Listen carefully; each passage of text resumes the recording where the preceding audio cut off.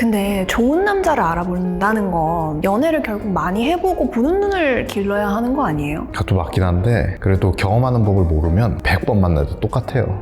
경험이 아무리 쌓여도 똑같아요? 편협한 경험이 쌓이는 것보다도 경험할 줄 아는 해안이 있는 게 중요하거든요. 그래서 오늘 사연도 그거에 관련된 내용인 것 같아요. 한번 같이 읽어주시겠어요? 닥터이티님, 희진코치님 안녕하세요. 저는 27살 직장인이에요. 여중여고 여대를 나왔고 외동딸이라 오빠도 남동생도 없어요. 그러다 보니 남자랑 제대로 지내볼 일이 없이 컸어요. 대학 때에는 연애 생각이 딱히 없었어요. 근데 회사 들어가고 나이가 차니까 연애도 하고 싶고 결혼 생각도 나더라고요. 회사 들어오고 나서 소개팅을 몇 번 했는데요. 만나면 다들 괜찮아 보여요. 잘 웃어주고 매너 좋고 연락도 잘 하고. 근데 친구들이 그래요. 처음엔 다 그런 거라고. 남자 볼 줄 알아야 한다고. 그 말을 들으니까 더 모르겠는 거예요. 전에는 그냥 만나면 되겠지 했는데 오히려 누가 좋은 남자고 아닌지 더 헷갈리게 된 것 같아요.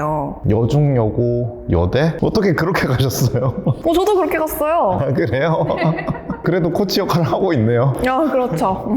그쵸. 뭔가 남자를 자연스럽게 경험해 볼 만한 어떤 기회가 없이 열심히 살아왔는데 정신 차려보니까 이미 나이가 차고 이제 와서 남자를 만났는데 뭔진 모르겠지만 잘해준다. 그러니까 이때가 진짜 많이 헷갈리는 것 같아요. 주변에서 잘해주면 원래 그런 거다, 못해주면 걔 이상하다, 헤어져야 된다. 주변의 말이 더 헷갈리게 되는 것 같아요. 그럴 때는. 주변 사람들 말도 내가 연애를 처음 하는 입장에서 이런 말을 하는데 이걸 내가 들어야 하나 말아야 하나를 떠나서 어떤 남자를 봤을 때 뭘 보라는 거지 그러면? 싶을 것 같아요. 그러셨어요? 희진님도? 여중여고 여대 나오셨다면서요? 저도 여중여고 여대 나오고 남자 형제 없고 하면서 저는 그래도 10대 때부터 연애를 꾸준히 했거든요. 그럼에도 불구하고 제가 느끼는 어떤 한계 같은 게 있었어요. 그 남자 형제가 있는 친구라던가 아니면은 남녀공학을 나온 친구들이라던가를 보면 뭔가 저보다 더 많이 아는 것 같고 나중에 좀 제가 몇 년 뒤에서 그 친구가 한 말이 뭔 말인지 알 것 같고 이런 경우들은 좀 있었던 것 같기는 해요. 그래서 이분이 저희한테 질문을 3가지를 남겨주셨는데 첫 번째 질문이 이거예요. 만약에 여동생이 있다면 어떤 남자를 만나라고 추천하실 건가요? 이건 사실 답은 간단해요. 저는 네 좋은 남자 만나라. 저는 남녀라고 하는 주제가 이거 평생 가도 재밌는 주제인 게 제가 남자로 살다가 성전환을 한다고 한들 그런 성전환한 삶이지 여자의 삶은 모르잖아요. 맞아. 평생 서로를 몰라요. 평생 서로를 몰라요. 그래서 저는 그런 표현 쓰거든요. 부부가 돼서 우리 서로 너무 잘 알아, 서로를 너무 잘 이해하는 것도 서로 건널 수 없는 강을 폭을 좁혀서 손을 닿을 수 있을 정도로 강을 좁히는 게 우리가 할 일이지 결국에 못 건너가요. 그래서 그런가 우리 미지의 세계에 대해서는 그렇게 음모론도 많고 그래서 남녀관계에 대해서 그렇게 소문이 도는 것 같아요. 미풍양속처럼, 무속신앙처럼. 그래서 그런 것 중에 하나로 남자가 더 좋은 연애를 해야 된다. 그 남자가 더 좋아하는 남자가 더 좋아하는 연애를 해야 된다. 또는 여자가 더 좋아하면 안 된다. 뭐 비슷한 말이죠. 결국에 남자가 매달리게 해야 된다. 근데 저는 그거를 그렇게까지 동의 안 해요. 그러니까 제가 왜 네 좋아하는 남자 만나라고 하냐면 내 좋아하는 사람을 만난다는 게 쉽지가 않아요. 내가 좋아하는 사람이라고 하는 게 내가 마음을 많이 쓰게 되고 에너지도 투여하게 되고 마음에서 욕심도 많이 일어나거든요. 그 모든 게 연습해야 돼요. 그걸 사람 욕심이 진짜 많이 일어나는 게 남녀관계란 말이에요. 자칫 잘못하면 상대를 진짜 내 인생의 어떤 도구처럼 쓰기 위해서 쥐고 흔들고 싶은 욕심이 진짜 많이 일어나는 게 그게 연애고 그 연습이 충분히 되지 않았을 때 결혼하면 이제 비극이 시작되고 서로 가장 사랑하던 사이인데 가장 가슴에 칼을 꽂고 그러다가 뭐 이혼하고 이런 것들 있잖아요. 저는 그거의 모든 시작점이 내가 좋아하는 마음 이거를 다루는 것부터 시작했어야 하는 건데 남자가 좋아하는 연애를 해라 이거는 교묘하게 회피하는 스킬이라고 저는 생각하거든요. 여자분들로 하여금 그거 어려우니까 여자들은 그거 하지 마 그렇게 살아 그게 행복한 거야 라고 하는 말이 달콤한데 전 모르겠어요. 저는 인간이란 존재가 그렇게 수동적으로 사는 게 행복할 수가 있나? 인간의 본능적인 심리상 그게 가능한가? 라는 측면에 봤을 때 제가 진짜 아끼는 제 친여동생이거나 아는 동생일수록 더 팩폭을 좀 할 것 같아요. 네가 좋아하는 사람을 만나봐야 좋아하는 마음도 다를 줄 알게 되고 그렇게 해야 많이 배워요 사실은. 근데 이제 잘 웃어주고 매너 좋고 연락도 잘해서 다 마음이 가면요. 다 마음이 간다는 게 무슨 말이에요? 그러니까 이게 다 다 괜찮아 보인다는 거잖아요. 그러면 그냥 본인 마음 가는 대로 시도를 해보셔도 괜찮다. 괜찮죠? 그게 시도를 해야 그 다음에 그 사람의 뭐 커플이 벗겨지든 말든 연락이 잘 되는 줄 알았는데 알고 보니까 뭐 인사치레였다, 모든 사람한테 그랬다, 나 혼자 착각한 거였다.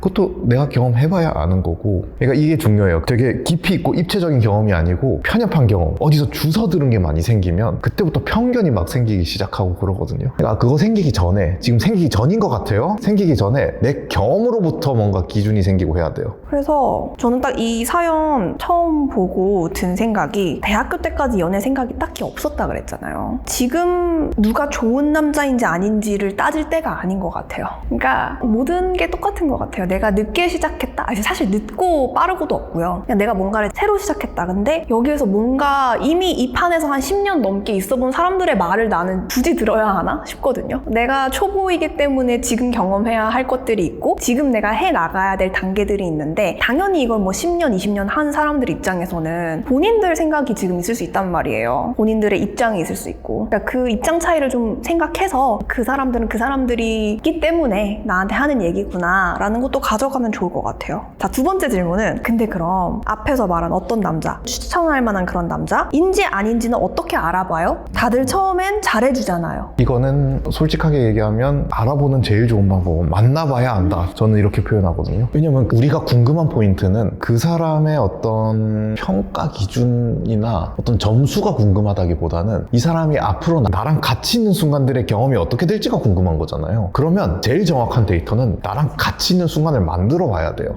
인간이라는 존재는 생각보다 정말 복잡해서 이거 하나 가지고 야, 그거 보니까 걔 좀 이상하다 라고 하는 게 사실은 주변 사람들이 해줄 수 있는 최선이거든요, 그게. 근데 최선인데 어떤 사람들은 그 최선을 너무 심취하기도 해요. 그러니까 그거를 감안하고 내가 만나는 경험들을 쌓아나가야 되거든요. 근데 여기서 중요한 거, 어떻게 알아봐요? 라고 질문을 주셨잖아요. 알아보는 제일 좋은 방법은 머리에 있는 거, 뇌를 다 빼고 진짜 만나보는 거. 그러니까 알아보는 기준을 미리 갖고 가버리면, 예를 들면은 부모님과의 관계가 어떤지를 봐라. 그거 되게 좋거든요. 그런 관점이 좋은데 남들 입장에서 할 수 있는 언어예요. 그러니까 그 남자 이거 봐라 저거 봐라는 남들이 할 수 있는 말이에요. 그게 편하거든요. 근데 여러분들은 이거를 주관적 입장에서 경험을 해야 되는 입장이잖아요. 진짜 고민하는 사람 입장에서는 모르는 상태로 뭘 바라라고 하는 언어랑 기준이 먼저 들어가가지고 가서 보잖아요. 그럼 다른 걸 놓쳐요. 다른 게 이상한 낌새가 예를 들면 있는데 그걸 놓쳐. 비슷한 게 그거잖아요. 면접 보러 갈 때 내가 예상 질문 먼저 다 머릿속에 가지고 들어갔다가 실제로 들어오는 어떤 질문이나 아니면 면접장의 분위기나 다른 정보들을 다 놓치고 오는 경우들. 그래서 저는 이거를 하는 방법을 좀 추천을 드리자면, 이거를 너무 언어화 시키려고 하지 마시고, 지금 마음에 드는 사람 꽤 있는 것 같아요. 그 중에 다 찔러보지 말고, 그럼 좀 이상해져요. 그러니까 하나씩, 한 번에 하나씩 좀 살짝씩 만남을 가져보면서 호감을 살짝 표현하면서 내가 무엇을 관찰하게 되는지를 한번 봐봐요. 그리고 남자들이 나랑 조금 거리가 가까워졌을 때 어떤 스탠스로 다가오게 되는지 스탠스가 살짝 바뀔 거거든요.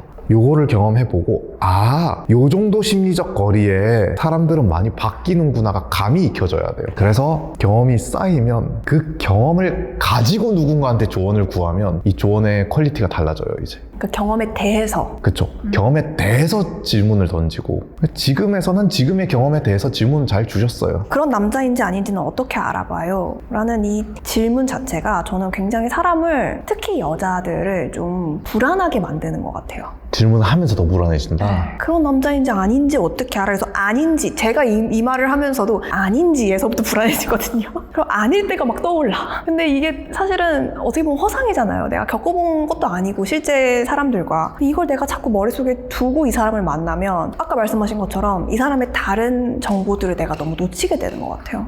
그리고 다들 처음엔 잘해주잖아요 라는 이 말이, 언젠간 사람은 변하잖아요. 이런 믿음도 좀 보이거든요. 근데 사람이 다 변한다 라는 게 너무 두려워할 것도 아니고, 어떻게 변할지도 모르는 거고, 더 좋게 변할 수도 있는 거고 안 좋게 변할 수도 있는 거고. 내 경험을 대할 때는 너랑 나 둘 다 봐야 되거든요. 너에 대한 정보만 어떻게 경험하지 않고 속속속 뽑아 먹으면 알 수 있지 않을까라고 하는데, 실제로는 안 그런 게, 거기에 데려다 놓은 나도 관찰해 봐야 되거든요. 나가 같이 등장해야 돼요. 상대를 관찰하면서 나를 같이 관찰해야 돼요. 그래야 나를 안 잃어버리거든요. 내가 뭘 좋아하는지 한번 찾아가 봐요. 세 번째 질문은 혹시 괜찮은 사람인 줄 알고 만났다가 후회할 가능성이 높은 조심해야 할 남자도 있을까요? 조심해야 될 남자. 떠오르는 거 있어요. 내가 봤을 때 너무 완벽해. 맞아. 이거 진짜. 어떻게 이렇게 나랑 딱 맞는 사람이 있을 수 있지? 혹은 무슨 어떤 말이 붙어도 괜찮아요. 사람이 어떻게 이렇게까지 다정할 수 있지? 이렇게까지 성실할 수 있지? 그러니까 이 맥락이 뭐냐면 모든 사람은 장단이 있어요. 이거를 또 이름을 바꾸면 이래요. 모든 방식은 장단이 있어요. 잘 챙겨주는 사람, 다정한 사람은요, 다르게 얘기하면 정이 많고 감정들이 많아서 감정적 교류에 대해서 번거롭게 처리할 게 많아요. 무심한 남자는요, 자지구레한 거에 대해서 크게 문제 삼지 않을 가능성이 높아요. 방식 자체가 그래요. 조용한 남자는 당연히 내 얘기 들어줄 가능성이 높고요. 말 많은 남자, 리드해주는 남자가 좋다? 당연히 나중에 자기 주장도 많을 가능성이 높아요. 그러니까 무슨 말이냐면 내가 어떤 사람을 봤을 때 그 사람의 어떤 성격적인 측면, 방식을 봤을 때 내가 입체적으로 이게 있는 그대로가 받아들여진다는 건 뭐냐면 장점이랑 단점이 다 같이 수용된다는 거거든요. 같이 보인다? 단점은 내가 커버되고 장점 내가 취해가자라고 이게 선택이 되는 건데, 완벽하다는 건 뭐냐면 장점만 보여. 단점이 뭔지 보이지가 않아. 단편적으로 봤다는 증거. 그러니까 무슨 말이냐면 장점은 맥락이 바뀌면 단점이 돼요. 남자가 커버했다 안 했다의 문제가 아니에요. 이건 사람을 볼 때 키가 크다, 키가 큰 거에 단점을 남자가 잘 숨긴다가 아니고, 키가 큰 게 단점이다, 잘생겼다, 잘생김의 단점을 얘가 잘 숨긴다가 아니고 잘생긴 게 단점이다. 내가 아까 말한 그럼 내가 완벽한 남자다 라고 느낀다는 건 내가 그 단점 자체를 좀 인지하지 못하고 있다. 그러니까 이 비관하자는 게 아니라 무슨 말이냐면 통합적으로 보자. 통합적으로 제 아내도 너무나 귀여운 스타일이에요. 너무나 밝은 에너지예요. 저는 그게 너무 좋아서 결혼했어요. 단점을 잘 숨겼냐? 아니고 그게 곧 단점이에요. 사람이 밝고요, 통통 튀는 매력이 있고요, 귀여워요. 당연히 반대 성질은 진중하다. 진중한 거에 약해요. 깊이 생각하자. 이런 거 별로 잘 못해요. 그러니까 이 입체적인 면이 보이면 그대로 수용하고 있는 거예요. 그 사람을. 시원한 얼음물은 겨울이 되는 순간 단점이에요. 그러니까 조심해야 될 남자도 있을까요가 아니라 조심해야 될 내 모습도 있을까요?가 더 정확한 질문이겠네요. 그럴 수밖에 없죠. 같은 남자도 어떤 순간엔 제대로 보이거든요. 그쵸. 그 남자의 문제, 물론 그럴 수도 있지만 웬만해서는 여러분들이 현명하게 잘 깨어있는 눈이면 제가 굳이 구태여 당연한 거 얘기 안 해도 알아서 잘 걸러내실 거예요. 뭐 여자들한테 앞뒤가 다르게 하고 속이고 폭력적이고 이런 거 말해서 뭐예요. 근데 실질적으로 조금 더 실용적인 거는 조심해야 되는 내 순간, 내가 조심해야 되는 순간은 단점이 안 보여. 근데 단점이 귀엽게 보여. 이건 괜찮아요. 단점, 아유 그래 뭐 약간 이런 건 괜찮은 거예요. 그러니까 이게 주변 언니들 아니면은 주변 친구들 말을 듣다 보면 내가 못 봤던 관점들을 보여줄 때도 많단 말이에요. 사실 우리가 한 얘기도 그 얘기잖아요. 내 관점이 되게 제한될 수 있다. 그러니까 다른 사람들의 얘기를 듣다 보면 내가 그건 그래 못 봤네, 이건 몰랐네 라고 하게 되는 순간들이 있는데, 그렇기 때문에 이런 사연도 오는 것 같아요. 주변 사람들 얘기 듣다 보니까 너무 혼란스럽고 헷갈린다. 맞아요. 마지막에 했던 얘기들이 겹치게 되면은 아까 그랬잖아요. 분명히 다른 사람들은 안 된다고 해도 난 괜찮으면 돼. 근데 또 끝에 가서는 또 다 괜찮으면은 그건 이상한 거래. 그건 내가 보는 눈이 없는 거래. 그럼 뭐 어쩌자는 거야. 통합하면 이런 거예요. 남들이 하는 얘기도 일리가 있는 거예요. 그냥 일리가 있는 거지 진리가 아니에요. 그러니까 그 남자가 그렇게까지 너를 잘 챙겨줘? 걔 선수네? 그럴 수 있는 거예요. 근데 그럴 수 있는 측면까지 내가 끌어안게 되면 그럼 조금 더 복합적으로 입체적으로 내가 안고 가게 되는 거거든요. 그럼 사람 보는 눈이 좀 생기고 경험을 만들어 갈 때 좀 그거에 대해서 같이 감안하고 만들어 갈 수 있는 것들도 나도 생기고 결국에 상쇄되는 거거든요. 그러니까 이런 점이 있다는 걸 아니까 이걸 내가 어떻게 경험할까에 대한 고민을 자연스럽게 해나가면 돼요. 오늘은 우리가 좋은 남자를 알아보는 눈, 그 안목에 대해서 얘기를 해봤는데요. 그 안목을 결국에는 키워야 하는 것도 나 자신이잖아요. 그렇죠. 우리는 경험을 통해서 배우고 경험을 할 줄 알게 되면은 편협한 기준이 세워지기보다는 또 새로운 경험을 할 때 더 많이 배울 수 있는 해안이 생기는 것 같아요. 그래서 더 성장하고 싶으신 분들은 댓글 링크에서 함께 할 수 있는 거 잊지 마시고 꼭 눌러주세요.